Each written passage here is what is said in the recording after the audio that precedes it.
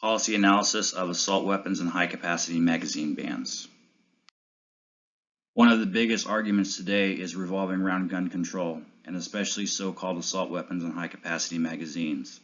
Even though these firearms are no different than most hunting rifles, they are looked at as different because of cosmetic-only features, that none of which change the firearm to make it more powerful than any other firearm.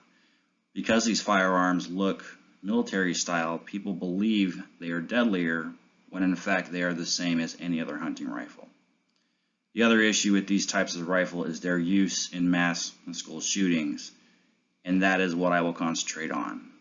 Many believe that these types of rifles are the common denominator in mass and school shootings, but I found there are many other common denominators involved that may help and end mass school shootings. Assault weapons ban and court rulings.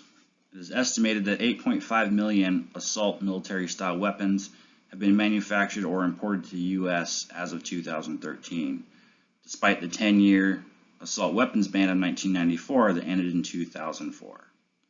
Since the sunset of this weapons ban, many of these firearms are now used in sports shooting, competition shooting, hunting, and even self-defense. The AR-15 style rifle has now become the most widely popular and widely used rifle in the U.S. for many different reasons. 4 years after the sunset, the Supreme Court delivered a ruling in favor of gun rights.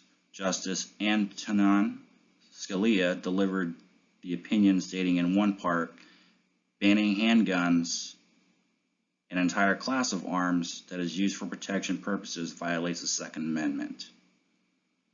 These types of firearms have become one of the most commonly used firearms for protection and self-defense, and therefore would be covered under this ruling. Data from the FBI and Crime Prevention Research Center shows that handguns are used more in gun crimes, including in mass shootings. Many say the reason for this is because handguns are easier to conceal than rifles. Researchers also found that in 2015, 252 out of 9,616 firearm-related murders reported in FBI data involved any type of rifle. Another analysis showed that mass shootings between 2009 and 2016, that only 15 of these incidents, or 11%, involved an assault-style weapon or high-capacity magazine. Another analysis showed a small sect of shootings where multiple people were targeted suggested that the rate of fire is not high and that reloading would not affect the number of rounds used in a shooting. This would in turn call into question the usefulness of a high-capacity magazine ban. The Crime Prevention Research Center provided a study completed by John Lott. This study shows the change before, during, and after the 1994 assault weapons ban. The study showed that 4.8% of murders before the ban went into effect and rose to 4.9% from 1995 to 2004, and then decreased to only 3.6% after the sunset of the ban. Another study broke down mass public shootings from 1998 to 2019. This study shows that the highest percentage of murders, at 56%, were done with only handguns, and only 13% were committed with only some type of rifle. The study shows that in 12%, a handgun and a shotgun combination was used, and 12% where a handgun and a rifle of any type was used, and shotguns used alone was at 4%. Mental health. Another common denominator in gun violence is mental health. Studies show that close to 60% of all gun deaths in America are a result of suicide. When we look at mass school shooters, we find that a huge amount of them were at the time or at one time were seeking mental health services, to include psychiatric medications. A study showed that 52% of mass shooters were diagnosed with a mental illness, and the other 40% was unknown or not seeking treatment. When looking at mental health and mass school shooters, it was found that many of them had mental health issues and were on at the time or at one time on psychiatric drugs. Some believe that psychiatric medications increase the risk of suicide and violent behavior, and how these medications are linked to 90% of all mass school shootings. Mental health and psychiatric drugs. A mental health watch Watchdog Group, CCHR International, exposed many of the issues around psychiatric drugs and mass shooters.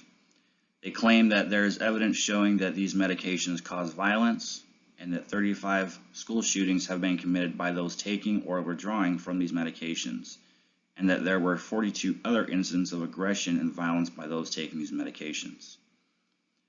Despite 27 international drug regulatory warnings on psychiatric medications, citing mania, hostility, violence, homicidal, suicidal ideations, these medications are still being widely used. They also found that between 2004 and 2012, there were more than 14,773 reports to the FDA's MedWatch system on psychiatric medications causing violent side effects, including 1,531 cases of homicidal ideations and over 8,000 cases of aggression. Alternatives.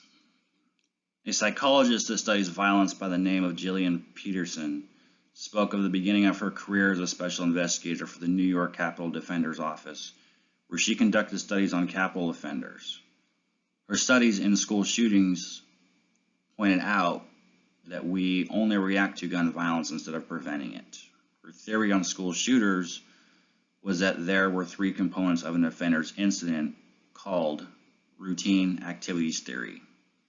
One is a motivated offender, second is a suitable target, and third is no guardians.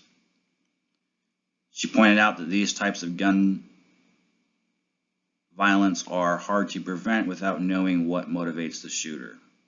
Some of the similarities of these shooters was that 87% were in crisis before the shooting, 80% were suicidal before the shooting, and 78% leaked their plans before the shooting incident, and 91% were students or former students of the school.